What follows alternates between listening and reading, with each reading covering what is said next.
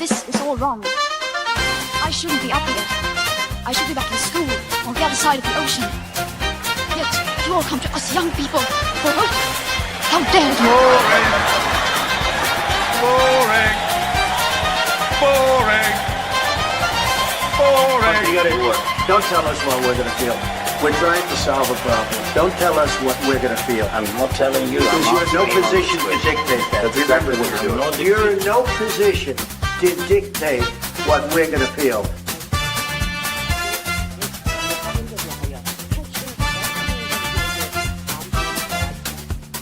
I call again for an immediate ceasefire in Gaza, the return of the sausages, the hostages.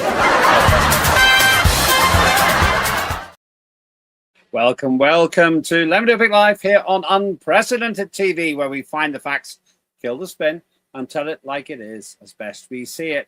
Big thank you to all of you who are signing up and subscribing to Unprecedented TV at YouTube. Please do that. It helps us so much. Last week, as you may know, we were in Dallas, Texas, just before the great ice storm. Who knew? It's not that hot over there. Whatever happened to global warming? And it went rather well. We've got some fantastic footage with one of our number going around a racetrack. That's all going to be on full throttle fairly soon. But please do look forward to a whole set of new programming coming from the United States of America, where I'll be going again pretty soon. They really like us over there. Wherever you're watching, thanks so much for being with us, and do enjoy all of the different shows that we do. Now, let's talk about the continuing problems of the uselessness of Europe. I'm thinking specifically about the comparative irrelevance of European politicians when it comes to pretty much anything. But in particular, I'm thinking about the Ukraine war. Remember that? People don't want to talk about it very much now, because no one really likes a loser, and Zelensky is anything except a winner. This is also predicated, if you're watching this live, on recent talks, which the West says have gone really well, but the Russians say haven't gone anywhere. So who's telling the truth? Who's right? Well, as often happens on a Monday, if you're watching it live, we have our ace investigative journalist and very well-connected man about town, our man in Manila. It's Warren Thornton. Warren, good to see you. How have you been? Hello, Lembit. I've been absolutely fine. How are you? Not bad at all. I hear you had an electrical storm. Tell us about that. We did, yeah. It was when they do come in this area of the world, they are quite spectacular. I'll send you some pictures so you can have a look. Yeah, do. I understand the locals aren't that keen, but you liked it. Yeah, it's a light show like you wouldn't believe. And you don't have to pay for it either. There we go. Let's blame it all on global warming. Let's talk about another thing that's heating up, and that's the situation when it comes to Europe, America, Russia, and the Ukraine situation. It doesn't seem that anything's getting better there. What's your take on these talks that have been taking place and have occupied center stage in the Western media? Although when I say center stage, nothing like the attention that particular conflict used to have. No, exactly that. And it's more of the same thing. You have the Ukrainians trying to get an energy deal because, of course, the Russians are able to smash their energy infrastructure very, very easily. And they're going to continue to do that. And in fact, they can even put the sort of pedal to the metal even stronger if they so wish. The Europeans are trying to scupper all the talks and try to get the Americans to be fully on board. The Americans are trying to slide out because they want to get on with Asia. They know that they're sinking money into a loser, and they're trying to get out with what you might call a win. And of course, the Russians are not having it at all. No ceasefire. The Russians are not changing their position in the slightest. So what we've got is the Americans going with an economic deal, the Ukrainians going with the normal ceasefire backed by the Europeans, and the Russians going, no, we'll just keep going. Thank you very much if you're not going to listen to what we've been telling you. Okay, that's a good overall picture. Let's go into this in parts. First of all, Donald Trump. Donald Trump, the man who reckons he gets on pretty well with, with Vladimir Putin. I think they do have a good relationship. Donald Trump said that he'd fix the war in 24 hours. You were right. I was wrong. Over a year later, he still hasn't fixed it. Donald Trump is still keen on two things: winning the Nobel Peace Prize in what you might call a rather maverick way, and also getting this peace deal. What is Donald Trump thinking, in your view, right now about the... Well, he's thinking it can be solved by monetary gain. So, in other words, offering, all sorts of embellishments like being on the peace board and giving him some of the Ukraine rebuild, running the Zaporozhye nuclear power plant together and things like this. And they're just, Donald Trump and Witkoff and Kushner are all businessmen, and they're trying to look at the monetary side of this.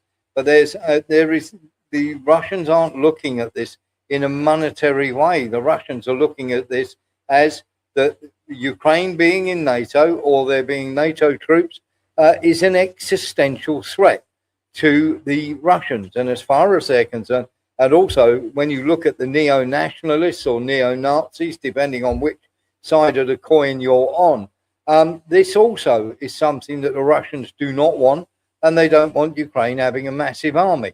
Now, all three of these problems are not being addressed by the West. They're going in with their own agenda. Till they start listening to the Russians, nothing's going to happen. And of these talks, we've got Mark Rutte with Trump, Rubio, and others. I think Mark Rutte is an exceptionally odd man. He really gives me the creeps. I don't think he's good with people.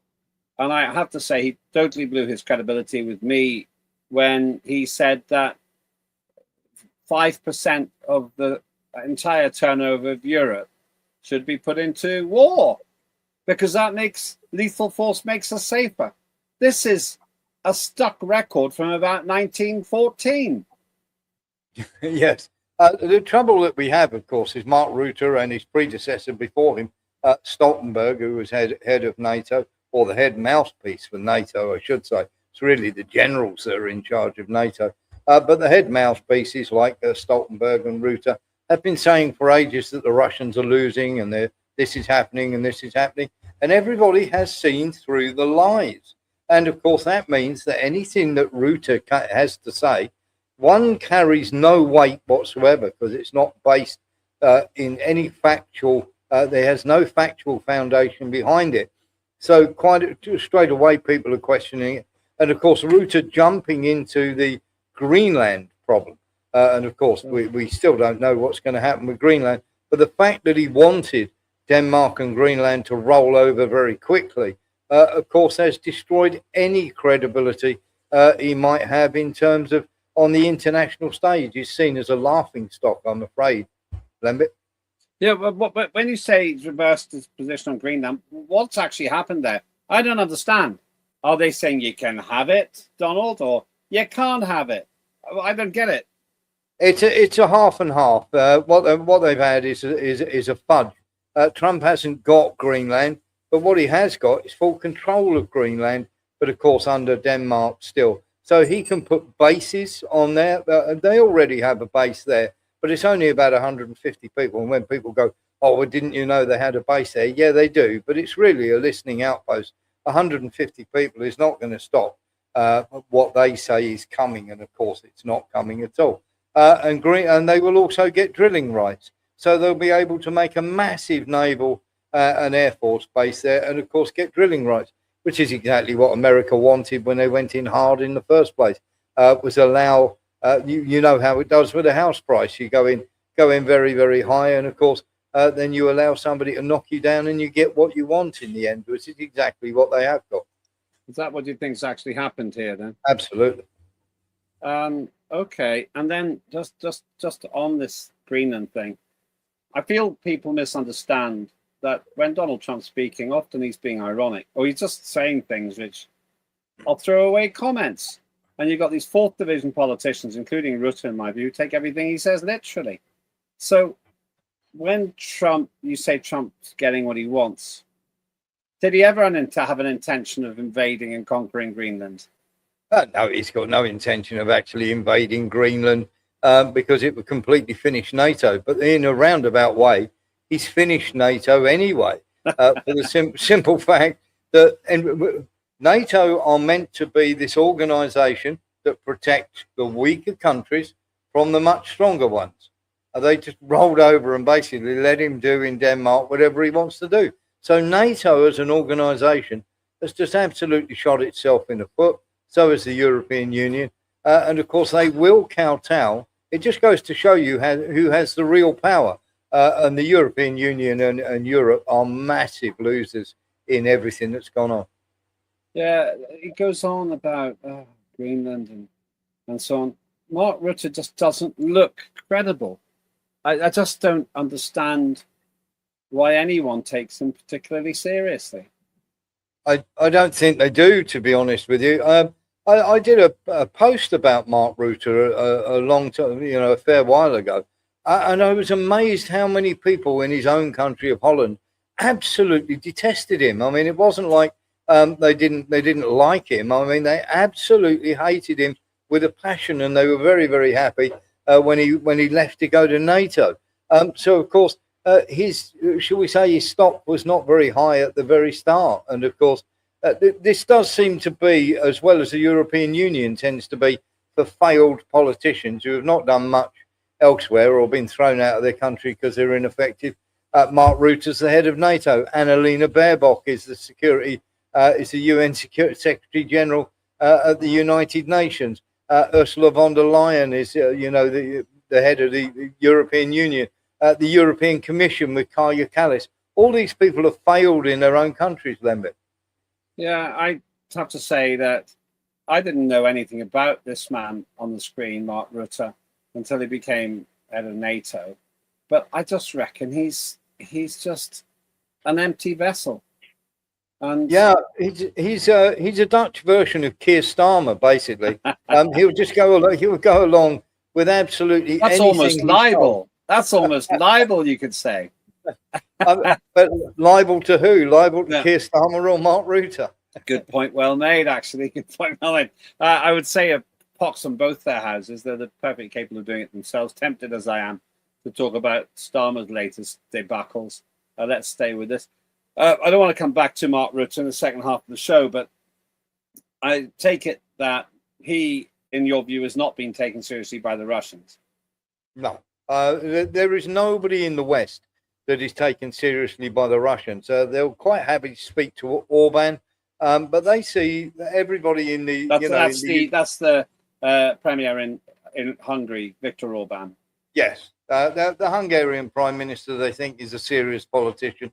But people like Starmer, people like, of course, Merz, and people like Macron, and Peskov, Dmitry Peskov, who's the spokesman for Vladimir Putin, came out just yesterday and said these people all talk horrible, horrible things about Russia, and then suddenly they'll want to talk to us. Well, we won't be interested. Not that we get too upset about it, but it is incredibly disrespectful when they say the things that they say. So when they're coming out with all this sort of Churchillian nonsense, which have got no chance of backing up because they have no money left to fight this war, and they've given all their weapons to Ukraine. So all this Churchillian nonsense of, we will fight the Russians and we're right behind Ukraine. Yes, they are right behind Ukraine, around about 3,000 miles in most cases. Well, come to Peskov in a short while. So let me give you the chance to summarize the status of NATO, perhaps in terms of Greenland, but mainly in terms of Ukraine. Is NATO in any way serious? NATO's got absolutely nothing going for it.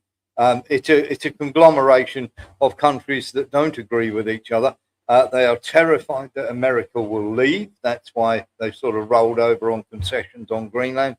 The one thing they can't have is them leaving NATO. So for all the barking, it's a bit like when you open the door and go on then, if you want to take on the big dog, go ahead. And then, of course, the moment the door opens and you're confronted with that reality, goes very, very quiet indeed, Lembit. And in terms of Rutte, just an empty vessel? Yeah, absolutely. He's sort of Keir Starmer with bells on, really. As many of these people are. You like to be your David Lammy, for instance, Cooper. We haven't heard from the Foreign Secretary, just gone completely missing. Of course, people like von der Leyen, Kaja Kallas, whose grasp on history is probably something that even a third former would probably do better in an examination than they would with her. And Rutter's in the same category. I have to say that is my biggest concern. We've got such low-grade people like him, and Greenland completely open to more US presence, as you say. And there's quite an interesting interview actually by Bloomberg, because they basically did roll over and let America tickle their tummy.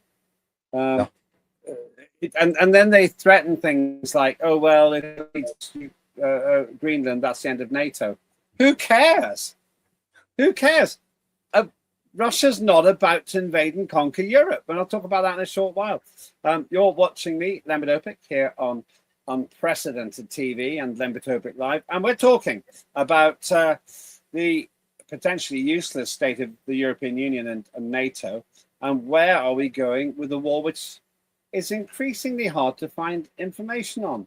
For some mysterious reason, the mainstream media don't really want to talk about it so much. We'll come back to that in a moment.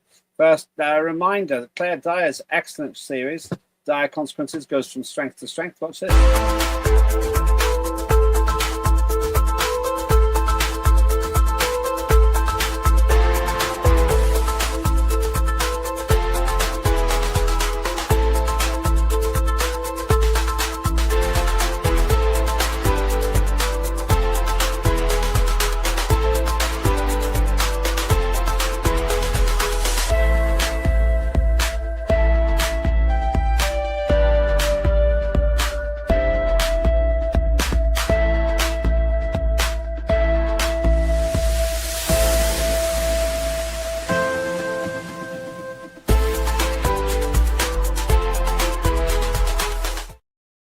That's Dire Consequences here on Unprecedented TV, Unmissable Television. She's already created 3 national stories. Of course, she didn't get the credit in the mainstream media. Might be good if you guys start being a little bit more generous to us for giving you the stories. All you have to do is say, first released on Unprecedented TV. Somebody else who's capable of scoops, all the way from Manila in the Philippines, is Warren Thornton, who's with me today. We were talking before the break about the uselessness of Mark Rutte. We came up with a very amusing headline. If we can put that up, can we get that headline up? Yeah, there it is. Roger Bootle. Useless Europe is sliding into an unprecedented crisis. Brussels' big bet on monetary union has brought little benefit and nearly ended in disaster. This is right back from October 2025, over a year ago. But look at those gormless people in the picture. Macron and Merz. These sort of pictures make it. It's so embarrassing to see. Yeah, absolutely. I mean, you had Merz, who suddenly turned into Joan Rivers, having threatened Russia left, right, and centre, and now he suddenly turned into Joan Rivers, going, "Oh, can we talk to the Russians?" And then, of course, Macron, who turns up at the World Economic Forum with his aviator glasses on, looks like he's had a round 2 with Brigitte Macron, and she's finished off what she started on the plane. That was mysterious, wasn't it? He had those glasses on. What was all that about? Well, he had a damaged eye, and of course, people were saying, "Oh, it was a scratched retina or whatever." Certainly looked like he collected a good right-hander from Brigitte. That may or may not be the case, but you can see by these people and everything that they've done and everything that they've come out with, that there is no credibility to any of them whatsoever. Macron has no credibility with the Russians, the Chinese, or the Americans. Neither does Starmer, and neither, of course, does Merz. The Macron thing was really weird. Well, without getting us prosecuted, what's your best guess? My best guess with Emmanuel Macron is he would love to be his sort of Napoleon and this, that, and the other, and he'd love to lead France. But at the end of the day, he's another one sort of like out of the World Economic Forum, young global leaders, along with, people like Millet, who were in there, of Argentina, and your Keir Starmers. Macron was one of these. He was just dragged out of nowhere. And of course, they're just absolutely shocking, Lembit. Merz is another one. And of course, these people are all WEF guys, and they're all yes men. They'll just do whatever they're told and will not rock the boat. You don't have to have intellect if you say yes. I've no idea. It really was really strange that he wore those glasses all the time. I've no idea what was underneath it. After the aeroplane incident, when he went to, was it South Korea? Yes. Then he got a belt from President Macron. You can't help being suspicious. I am really unhappy with domestic abuse, whoever experiences it. But it's just doesn't help the whole image of these European leaders when they don't seem honest to me. And well done to the team for getting that picture up so fast. Let's move on then. On the one side, various people saying that Europe's useless in that case in economic sense, but Europe fights back. We aren't worthless. Europe faces up to its irrelevance in the Middle East. This is a more recent story. Trump's bombing of Iran reduced Europe's biggest players to the status of decoy ducks as they pursued talks hours before the raid began. That was last year. And it seems that they didn't know. They didn't know that Trump was going to do it.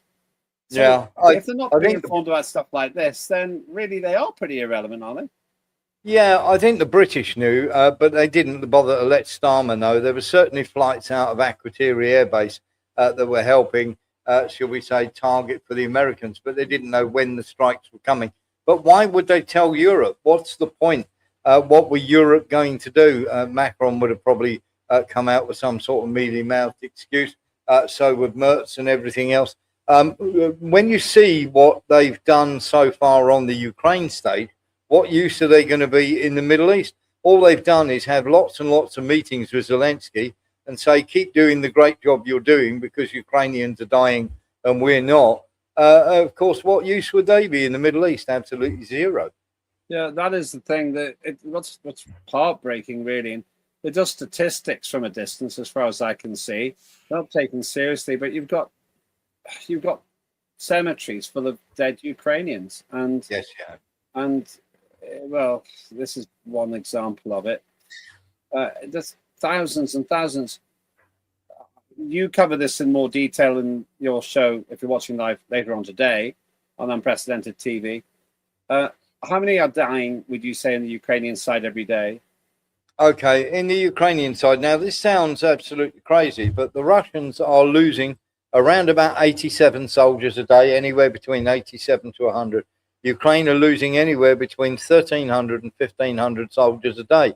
Now, that sounds like an awful lot, but when you remember that the front line is over 1,000 kilometers long, that is only 1.5 soldiers per kilometer that they're meaning to defend. That is not a lot at all. If the Russians really press the pedal to the metal, it could get ugly very quickly. And it feels to me that the likes of Starmer, they just don't understand it. They're sociopathic. They don't feel this pain. No, absolutely, because at the end of the day, it is a strange thing. I'll give you an analogy, Lembit. If you are living in Lvov and you're one of these neo-nationalists and you're not on the front line and you've got a nice cushy job, you're in Lvov and you're miles away from the Donbass, which is about 900. It's around about 900 miles away. So you're talking in British terms, Land's End to John O'Groats. Well, if a bomb goes off in Land's End in Cornwall, you don't really, it's no bother in John O'Groats. So there is this disconnect between the people who are really involved in this war, which is the poor so-and-sos that get thrown on the front line by Zelensky's cohorts and their horrible press ganging of the Ukrainian people. And, of course, the people who are living the party life in Kiev and Lvov. If you've got enough money, you can keep yourself off the front line. So there is this massive disconnect between the haves and have-nots. Yes, and you've extensively covered these conscription gangs. For viewers who aren't familiar with this, correct me if I'm wrong, but the Ukrainian forces literally nab people of all ages off the streets and from their offices because they can't get enough volunteers. They give them a couple of weeks of training and throw them on the front line. Yeah, absolutely. And we are talking about, just for instance, in Kiev the other day, they had these stations where you could go and charge, you can get a cup of coffee, you can get a meal, and you can go and charge your laptop because, of course, all the electricity had gone out. And basically they were saying, here's these stations where you can come along and you can charge all your equipment. So men were turning up with their laptops, and there was the TCC, or should we say the conscription guys waiting for them. And it was basically a sting operation to grab people and throw them on the front line.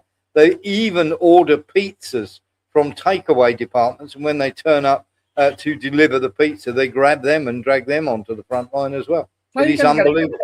How will you get a motivated military force if these people have been forced into fighting? Well, you simply don't. And what's going to happen, as we predicted this is going to happen, and it's already started happening in Germany and America, is the people that fled Ukraine because they didn't want to be conscripted and thrown onto the front line, or now, as they call it, press gang. Now the Germans and the Americans are starting to return them, return the Ukrainians who fled because they're in the country illegally. And of course, the army are waiting for them when they literally cross the border. So they're able to grab them and throw them straight on the front line. So the West is now throwing people back into the line of fire. Yeah, we've got 851 from America, and so far 377 from Germany. And of course, they're talking very much about revoking their status to stay in their country. Poland, Germany, Romania, they're all looking at repatriating the Ukrainians. And meanwhile, the war continues aggressively. You mentioned the attack on energy. That's been pretty effective, hasn't it? They've really gone to town with that. And it's cold. It's -11, I was told, if you're watching this live. And I still remain, I've said this on your show, I remain amazed by how few civilian casualties there are. Obviously, there are some, but it's not that many. No, it's certainly the Russians try and avoid them where they can, because they know that the propaganda war, the Ukrainians, with the Americans' help and the Western help, are really good at propaganda. So they try and keep the civilian casualties down. Now, the Ukrainians, on the other side of the coin, don't do that at all. In fact, they do like a terrorist attack. But the Russians are able to bomb these, obviously, areas quite successfully. They're able to put over 1,000 of these Garand drones in the air a day. And Ukraine simply don't have the air defenses to be able to cope with it. They're overwhelmed. The interesting point you make there is the same as I made, that there aren't that many civilian casualties. It's still so tragic to me that it's people, non-combatants, are being killed in a pointless war which is already lost. Yeah, absolutely, and it is one of the most ridiculous things that they say. It is always, and this is a strange thing, Lembit. And if you go and look, when people are talking about Bucha and the Russians did this and the Russians did that, well, there's no actual evidence whatsoever. But what you always find is the side that starts losing are the ones that start committing the war crimes. Is that because of desperation? Yes, absolutely. Absolutely. And of course, they try some tactic, any tactic, because, of course, they want to cause as much damage as they can, or, of course, try and change the outcome of the war. Never does that. Yeah, let's talk about Peskov a bit more. There he is. He is the spokesman for Vladimir Putin. Yes, absolutely. And Peskov has actually turned around and said that we will not be bullied or swayed by the Americans as Europe have been. So you can see that the Russians have taken notice over Greenland. And he has turned around and said, when you want to start talking common sense and start talking about the things that are important to us, then we're willing to listen, but we will not be bullied, we will not be swayed, and we will not change our, shall we say, our take on the SMO in any way, shape or form. Special military operation. This leads to the obvious question. What is the exit strategy for the West in this? The exit strategy for the West is to come to peace terms and give the Ukrainians what they want. Give the Russians what they want. Because going in trying to assert your peace terms on the side that is winning is never going to work. The side that's winning will just go away. We'll continue, and they've got to come to some sort of peace terms. I would say by August at the latest, because then Ukraine will literally not have enough men to be able to hold on to large chunks of Ukraine. So they've got to come to peace times, and they've got to come right quick, and there's got to be a change of heart or a change of common sense. And I think we're starting to see that. You're starting to see Merz going, well, let's talk to the Russians, and suddenly Maloney's going, well, we should talk to the Russians. And of course, everybody's putting themselves forward for it. But Peskov has already said that there'll be no talk with the European Union until von der Leyen and Callas are gone. The Dream Team hasn't been involved, has it, though? There we are. There's the Dream Team. David Lammy and Keir Starmer, the caretaker Prime Minister, who seems barely any more intelligent than Lammy. I heard Lammy on this political conversation on the BBC, and he just came across as so embarrassingly superficial. Yes, I mean, he's got all the IQ and the social graces of a potty. He really is absolutely terrible because, I mean, you know, how can I put this? He doesn't have a grasp. I remember him sitting in a cringe, an absolute cringe moment for the UK, saying that he was talking about oppression, standing here as a black man. He was actually sitting down, trying to equate his oppression with the oppression of the Russians on the Ukrainians. And of course, who can forget Keir Starmer's involvement with 3 Ukrainian male models, which we've still got to get to the bottom of, because nobody is even talking about that. And of course, that's coming up in May. So all in all, let's say that we're not covering ourselves in glory in the UK, Lembit. And finally, really, I want to go back to the deaths, the Ukrainian death toll. Why isn't this causing something of revolution in Ukraine? There's nobody left to overthrow them, Lembit. I mean, what we're talking about here are 2.1 million men that have died. These are Ukrainians, and of course, they come out with these idiotic Russian numbers, which are complete nonsense. There's 247 of these military cemeteries with thousands and thousands of bodies in each one. So you do the mathematics. Then there's the obviously the burials out in the middle of nowhere where they've not been able to bury them. Then the Russians handing them back, and of course you're talking about the bodies that they've got rid of, so they don't have to pay out, that they've incinerated. And of course there's mass graves out in the middle of nowhere. It is one of these things, Lembit, when you look at it and you go, how does this carry on? It carries on because the mainstream media and the governments in the West are absolutely complicit with Ukrainians dying so that people from the UK, the USA and Germany don't have to. If they thought for 1 second that this war was, that they could actually win this war, that our troops would be all over the ground. They know they can't win it. They know Ukrainians are dying in vast numbers, and they're just saying, we'll keep feeding you weapons. But the trouble is they've got no money anymore, Lembit, and they've got no weapons left to give. Where can people get another dose of Warren Thornton, as well as, of course, on Unprecedented TV? You're on 6 days a week now. Yes, absolutely. So you can come to warrenthornton.com Monday to Friday, 6 p.m. to 8 p.m. And of course, on Sunday nights, it's a special event because between 7 p.m. to 9 p.m., we're joined by the wonderful Lembit Öpik from Unprecedented TV. You flatter me, Mr. Thornton. I very much look forward to coming to see you in the Philippines, and who knows what fascinating interviews may transpire from that. Thank you so much. That's Warren Thornton, investigative journalist, and our man in Manila, the thriller in Manila.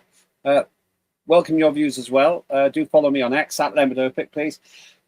And more than anything, please subscribe to Unprecedented TV on YouTube. We're massively into expansion now, and you're going to see a real earthquake, a real seismic shift in what we're doing.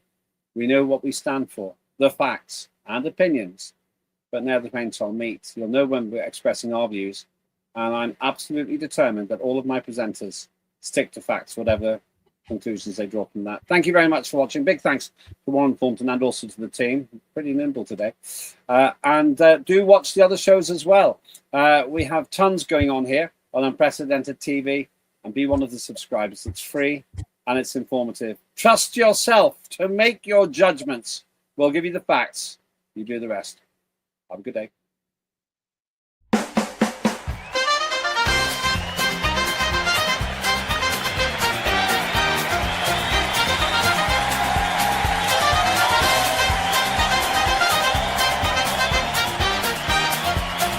Immediate ceasefire in Gaza. The return of the sausages.